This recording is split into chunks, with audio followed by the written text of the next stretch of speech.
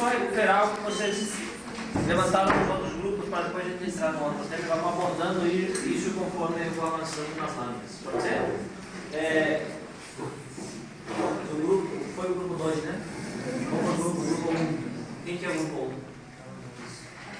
1? Nossa, que eu vou ali também. E aí, quais são os temas? Se tiver algum tema que já foi levantado aqui, você já riscam da lista. 9 horas. O que vocês levantaram? Nós levantamos aqui falta de trabalho em equipe, comprometimento com o cargo, honestidade profissional, falta de profissionalismo, corrupção, falta de ética, falta de qualificação e politicagem.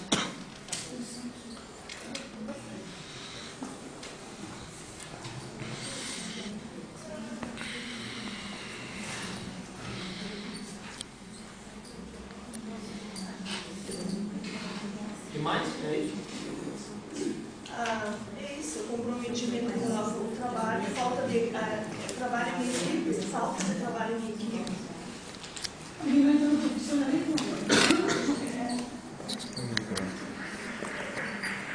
Muito bem. Só um pouquinho. O 2 foi quem já falou, né? Sim. O grupo 3. Quem que é o grupo 3? Nós colocamos, não sei Vai, se pode falar.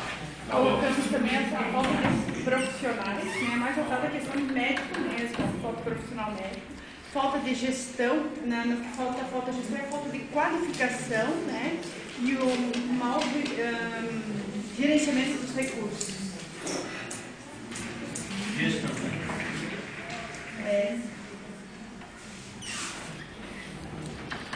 Burocracia. Burocracia dos outros. Na saúde de burocracia. E uma conscientização do povo quanto ao tratamento apropriado de atendimento na unidade mais próxima, quer dizer, valorizar lá a ESF lá na sua comunidade, procurar atendimento lá, depois um CAIS e depois então o hospital. Não. E a ampliação dos SF, né? Através da... Prevenção. Muito bem. 4. Olha, que diferente ali que nós colocamos. Só um tema diferente. Nós colocamos assim que não há um diagnóstico quanto às demandas, assim, no estudo epidemiológico. O que mais aqui? E a não valorização de uma equipe multidisciplinar, quer dizer, a valorização somente do médico e uma equipe multidisciplinar fica esquecida.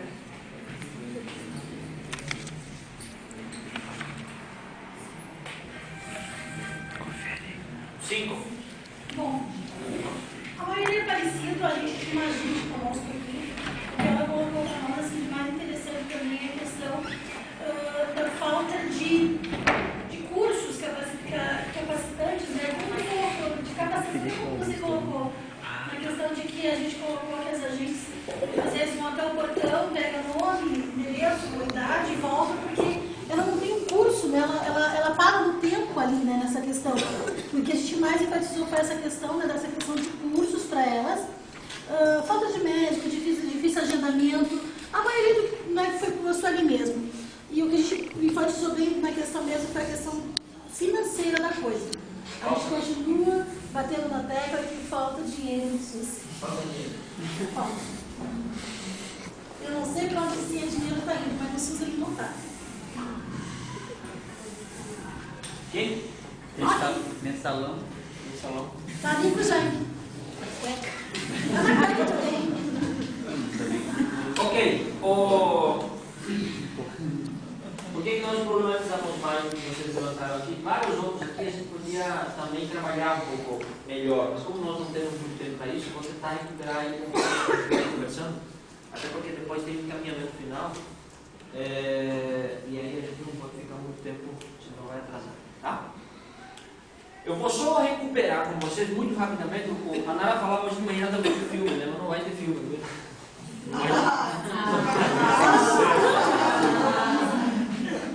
Não vai ter filme, inclusive nós podemos mandar o link para vocês assistirem em casa. Depois o filme dura mais de 1 hora.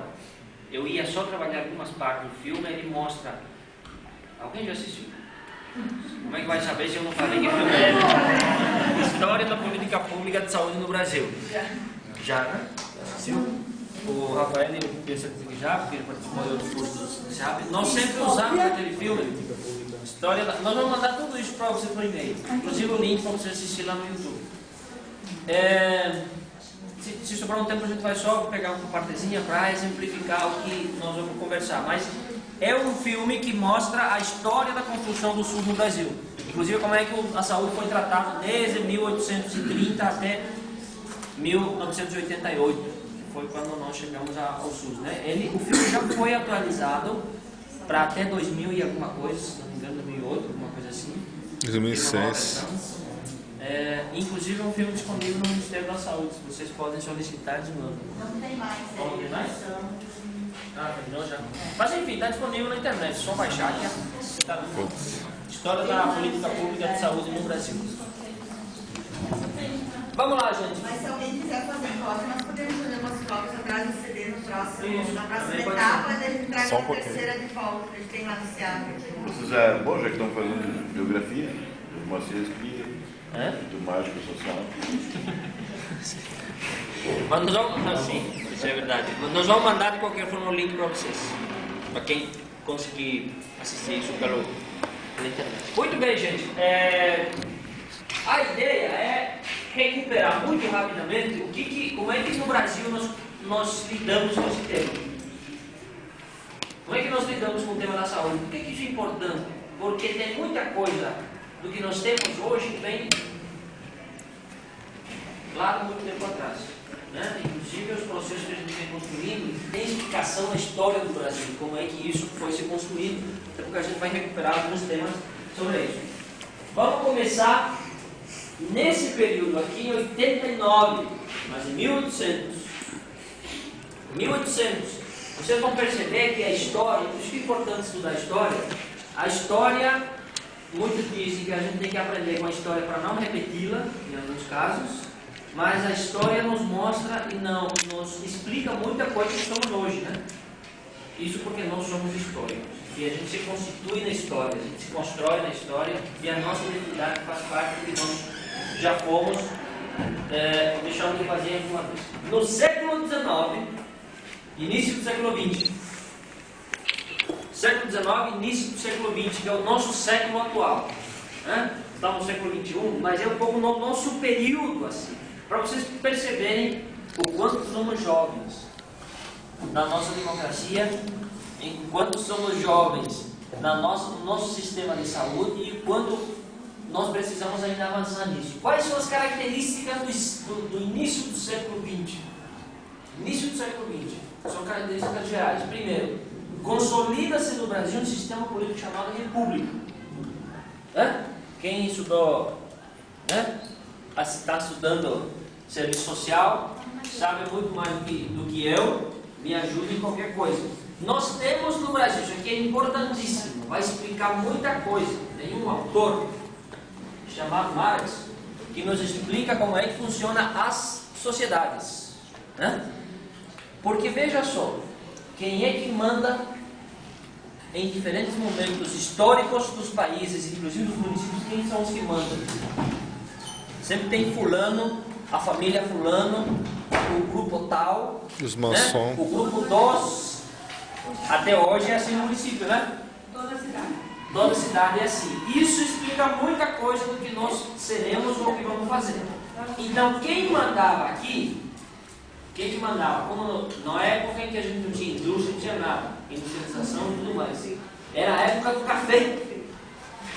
O Brasil já foi um dos maiores produtores de café. Os grandes produtores de café eram os que mandavam, chamado de burguesia. Naquela época esse conceito era muito comum. Burguesia cafeeira, eram eles que mandavam. Certo? Nós tínhamos um grande aumento das exportações de café, sobretudo café, por isso o Brasil foi o grande produtor de café. Isso tudo vai explicar muita coisa de como compreendemos a saúde. Intensa migração europeia, a grande maioria dos familiares de vocês, porque aqui seguramente ou são italianos ou alemães, a grande maioria são italianos, né? Descendentes italianos aqui, a maioria são, seguramente. A família, vocês são fruto desse período aqui. século XX, quando vieram lá da Europa, da Itália sobretudo, e povoaram essas regiões aqui, inclusive. Não só, mas essa região também. Por que eles vieram para cá? Ou para quê? Para trabalhar aqui. Certo? Trabalhar aqui. Nós tivemos, em função desse processo todo no Brasil, uma rápida urbanização. Ou seja, começaram a surgir as grandes cidades brasileiras, São Paulo, Rio de Janeiro, Minas Gerais, e começaram os problemas, naturalmente, né? E aí nós tivemos também influência das transformações tecnológicas e científicas, porque o século XXI, o século XX, século XIX, século XX, nós vamos ter as grandes transformações científicas. Quais são elas? Por exemplo, inclusive na área da medicina, nós vamos ter isso. Quais são? Eu aceito. Desculpa, porque eu cortei Quais são elas? Por exemplo, na área da ciência, do científico mesmo. Porque veja só, se a gente olhar, por exemplo, no século XVIII, XIX, quando nós estamos no mundo, estou falando do mundo, século XVIII, XVII, XVIII, XIX, nós começamos a, vamos chamar assim, de alguma forma, constituir a modernidade enquanto tal. O que é a modernidade? A modernidade é isso que nós temos hoje, que é a história posterior à Idade Média. Estamos falando de história. O que é a Idade Média? A Idade Média era a época em que o Papa era a grande autoridade, as coisas eram explicadas por questões divinas e tudo mais, né? E aí nós temos um processo de transformação social que vai dizer o seguinte: não, essa história de Deus explicar tudo não é bem assim. Agora a ciência pode explicar as coisas, né? E aí nós começamos a fragmentar as coisas. Surge de lá, por exemplo, a ideia de estudar o corpo humano de forma separada. Uma vez a gente achava que se eu derramar água aqui é por vontade divina, e depois a gente vai entender cientificamente que ele derrama porque eu faço assim, tem um negócio que puxa ele para baixo, né? A ciência vai explicar isso, e a ciência vai explicar isso, inclusive os filósofos, grandes filósofos da época, vai dizer o seguinte: olha, para a gente entender o mundo, a gente tem que primeiro desconstruir tudo para construir de novo. Ou seja, vamos separar tudo para explicar a cadeira, preciso tirar toda essa rodinha e tudo mais, e depois construir de novo para entender as partes. Foi assim que depois nós vamos só tratar do coração, só do olho, só da orelha, só da cabeça. Fragmentamos tudo e estudar especificamente cada coisa. Essa é a modernidade. A ciência se desenvolve nesse processo. E a medicina vai ter um impacto fundamental nesse processo. Qual é o nosso grande problema hoje? Por isso eu estava falando para vocês da alta complexidade. Continua sendo a mesma coisa. Continua sendo a mesma coisa hoje o nosso grande problema. Por que os médicos só querem estudar a cabeça, coração, e interessa mais do que fazer um médico generalista, por exemplo? Ou médico da família? Porque ele é tecnologia de ponta. E quanto tal, ele custa muito mais. Certo? Então, isso aqui tem muito a ver. Vejam como a história ela vai acontecendo e nos coloca desafios grandes, né? Ok. Quais são os problemas? Epidemias. Por que isso? Quem é da área da saúde sabe, né? Quando você tem um processo de urbanização muito rápida, sem estrutura mínima para atender as questões da cidade, você vai ter esses problemas aqui. Mas isso aqui é problema por quê? É um problema porque de fato as pessoas morriam. Nós vamos entender que é um problema não exatamente por isso. Comprometia o modelo econômico a ser consolidado. Explicando é o seguinte: o Jaime,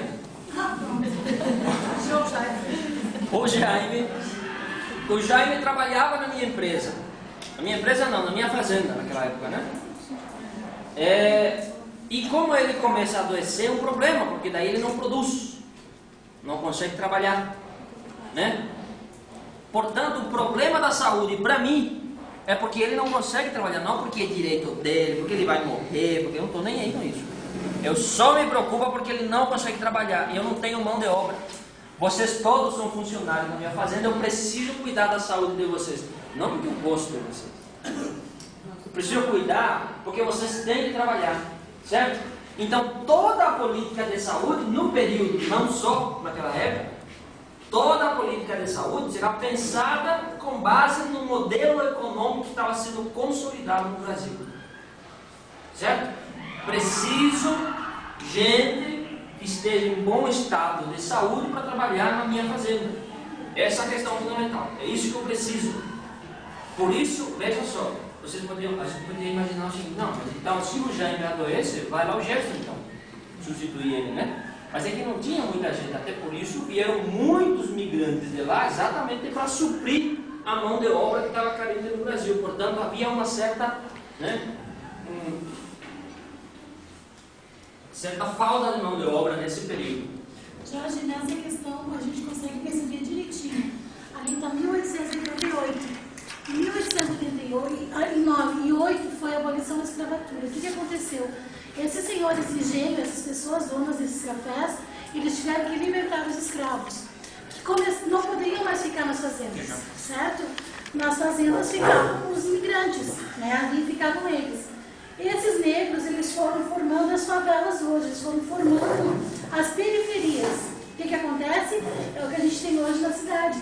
São os assentamentos, os lugares onde tem, sem condição de esgoto, sem condição nenhuma. Então imagina, poucos médicos, pensando naquela situação ali, que seria só dentro daquele modelo econômico, só trabalhando para cuidar daquelas pessoas que trabalhavam para os fazendeiros, e todo esse resto desse povo lá fora, sem condição nenhuma de viver, sem tudo aquilo que a gente colocou na primeira etapa ali, sem casa, sem comida, sem tudo que tu imaginar. Então, olha o tamanho da doença, olha o tamanho do problema e a solução tão pequena ali. Exatamente. E a compreensão não é essa compreensão que nós temos hoje. Isso que é importante saber. Não é essa compreensão. Vocês já trataram um pouco na área, inclusive, sobre isso. Agora, outra questão importante em relação a isso é o seguinte: quem são hoje os que estão na periferia? Ou meio distante da cidade? Ou lá na vila? Vila não. Vila hoje é meio mais popular. Mas quem é que está... É muito engraçado aqui, se vocês forem em algumas cidades aqui, tem a cidade, depois tem meio separado uma vila, a vila mais pobre, né? Não tem por aí? Tem. Quem são as pessoas que estão lá? Elas, é impressionante, elas têm cor. Tem cor, sim. Porque tem origem. Tem origem em 1888. Tem cor preta. São negros os que estão lá. Que é um pouco, se reproduz esse processo na história do Brasil. A vida inteira nós fazemos isso. Inclusive, se vocês pegarem a história do Passo Fundo, o pessoal que mora no Zac foi o pessoal que foi tirado do centro para botar em algum lugar. E botaram lá. O Zac é o único bairro que fica completamente distante, parece que Passo Fundo. Ele é isolado, no outro lado. É fruto desse negócio. E é só ir passar lá que tu vai ver que são a característica é a mesma coisa. Essa é a nossa desigualdade A histórica. nossa população, nossa população é o seguinte: nós podemos São José, Leonardo Índio, para Corpinha. Para nós ter direito à casa, a Prefeitura quer dar a zona 8 e 9, para não quem não conhece Jabuticabal e Donária. Então o que nós fizemos? Ocupamos uma área que não tinha fim social, para mostrar para o prefeito que nós somos ali, porque nós somos pobres, nós temos ali, nós temos que ser excluído, ser escondido. Porque o Jabuticabal é outro que nasceu assim. O Jabuticabal é outra parte que É isso, mas estou falando aqui de Passo Fundo, para quem não é aqui. E daí assim, só que agora em Passo Fundo aconteceu o seguinte, já. Os grandes estão, a cidade está pequena, os poderosos fazer as mansões, e eles estão ocupando o nosso lugar. Lá no nosso bairro, nós fizemos divisa com um condomínio mais chique do Passo Fundo. Por isso que não querem que vocês... Daí não querem que nós temos lá. Daí eu falo do lado assim, mas nós temos lá, nós trazemos uma passagem, mas não é nosso lugar. Veja só. Eles que estão querendo isso aí. Essa é a história. Mas não dá bola pra gente. Isso. E depois fizeram a cidade nova e iam tirar tudo aí. Então, vamos só recuperar aqui rapidamente. Esse é o processo histórico do Brasil. Essa é a caricatura da nossa desigualdade. Certo? Essa é eu diria assim, o exemplo mais nítido da desigualdade. Então veja só, as doenças começam a incomodar não por essas questões que as pessoas não, porque prejudicam o comércio. Tanto que no filme, se vocês forem olhar, no filme vai ter o seguinte: o pessoal vai fazer a reunião e diz que não, tem que resolver esse problema da doença, porque os navios que vêm da Europa não querem mais atracar no Rio de Janeiro, porque ali tem epidemias. Como o Rio de Janeiro foi uma das cidades que cresceu assim de um dia para outro, quase, os problemas de saúde começam a aparecer. E aí os navios que chegavam lá para levar o café para fora, para exportar, não queriam atracar, ficavam na Argentina. Não chegavam aqui. Portanto, veja só, vamos cuidar dessa gente aqui, inclusive das epidemias nas cidades, Porque senão o navio não chega. Não é porque tem direito, porque não sei o que, vai ser. Não, é porque senão o pessoal não quer, o pessoal que vem de fora para levar os nossos produtos não consegue mais e aí o comércio não funciona. Portanto, a compreensão é mercadológica, no sentido de que ou a gente faz isso ou nós vamos ter problemas. Portanto, ali são as questões de solução, digamos assim, que foram feitas. Vocês vão ter no filme também uma parte muito interessante que é a campanha de vacinação obrigatória.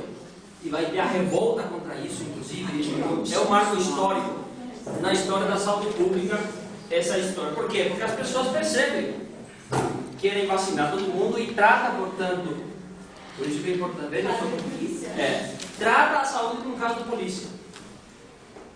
Como assim? Não, se eu não quero me vacinar, aí mostra no filme, né? Chegava de cavalo a polícia, abria a porta, chegava lá e você tinha que ser vacinado, porque senão era um problema, né? Até hoje, às vezes, tem uma situação parecida. Portanto, saúde é uma questão política, financeira, de comércio. Só por isso eu preciso cuidar desse povo. Seguindo, metade do século XX para cá, né? Essas são as grandes características. Abundância de mão de obra, e nós estamos passando do café, isso vai ter uma repercussão na estrutura política e econômica do país muito grande. Nós passamos do café para a indústria. Nós industrializamos o país, não é mais o café a grande questão. Urbanização, portanto, aumenta naturalmente, e o desenvolvimento da classe trabalhadora. Isso aqui é fundamental compreender. Nós vamos ter as 3 grandes greves no país. Só aqui a gente podia ficar um tempão conversando do quanto foi importante isso e tudo mais. Como é que em 1917 o pessoal vai fazer greve geral, muito, inclusive as lideranças vieram da Europa, vieram nessa leva de migrantes para cá, foram para a indústria, e vocês sabem, né? A Revolução Industrial aconteceu em que período na Europa? 1739. Exatamente, o pessoal que veio para cá, a grande maioria deles já era inclusive em função da crise da indústria europeia, que estavam sem emprego, vieram para cá, mas já vinham com a cabeça do sindicato, da organização dos trabalhadores, enfim. Isso ajudou muito no Brasil a fazer se desenvolverem a classe trabalhadora. Isso aqui é fundamental. Por que é fundamental? Porque, veja só, tem uma coisa que eu acho muito interessante. Os países que passaram por um processo de industrialização, via de regra, todos eles têm direitos trabalhistas muito avançados, que é o caso do Brasil. As primeiras preocupações sobre previdência e saúde do trabalhador surgem nesse período aqui. Tanto que nós vamos ver logo depois os CAPs, as caixas de aposentadorias e pensões, que foi a primeira grande política pública no sentido mais restrito, pensado na perspectiva de cuidar do trabalhador, da saúde, porque precisa ter os empregados em bom estado, e ao mesmo tempo de um certo período se aposentarem. Isso em 1917, 1920 mais ou menos. Certo? Por que isso? Eu estava dizendo para vocês, os países que passaram por processos de industrialização são os países que têm os direitos trabalhistas mais avançados do mundo, entre eles o Brasil. Eu vou citar um exemplo. Se vocês forem olhar, por exemplo, eu fiz uma vez uma pesquisa sobre esse tema. Se vocês forem pegar o Paraguai, que eu conheço bem, que não tem industrialização, não passou por esse processo, os direitos trabalhistas não se compara nem 15% do que vocês têm aqui. Se você pegar o Peru, por exemplo, o Uruguai, que são países pequenos e não tiveram processo de industrialização, todos eles, na sua grande maioria, os direitos trabalhistas são muito inferiores ao da Argentina, por exemplo, do Brasil, do México, que são os grandes países que passaram por processo de industrialização. Por quê? Porque eles criaram uma quantidade considerável de trabalhadores e que começaram a reclamar direitos.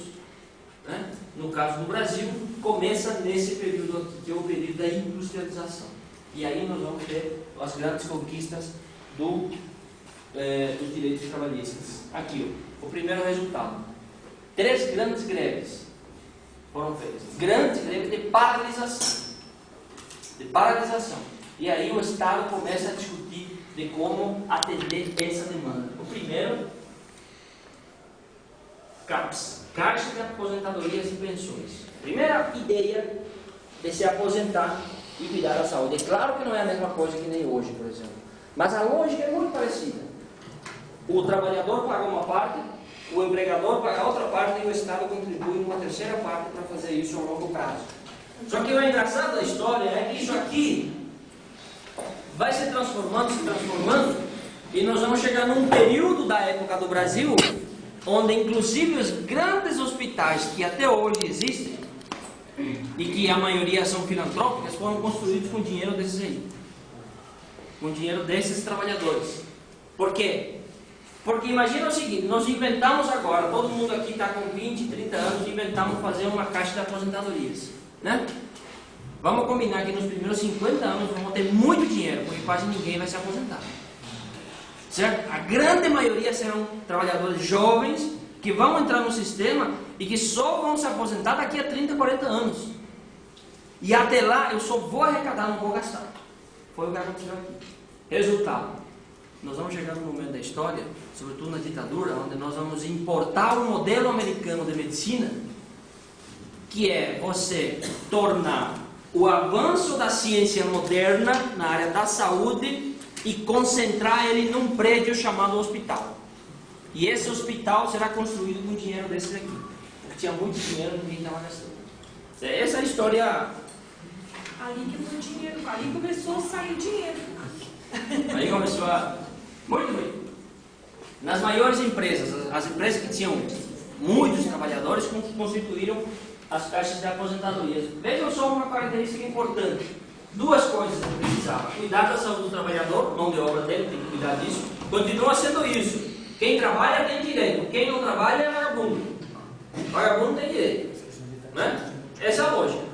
Não quer trabalhar, então ninguém vai cuidar de você. Diferente de 88. Diz que trabalhou, não trabalhou, vagabundo, não. Vagabundo é uma expressão meio ruim, mas é assim que as pessoas às vezes tratam, né? Tem direito igual. Isso é o princípio da universalidade. Aqui ainda essas coisas não tem. Tem que desenvolver ações na área da saúde, portanto, cuidar do trabalhador e... na verdade aqui era para aposentadoria, eu não coloquei ali, repete a mesma coisa, mas é para se aposentar. Chama de cidadania do trabalho.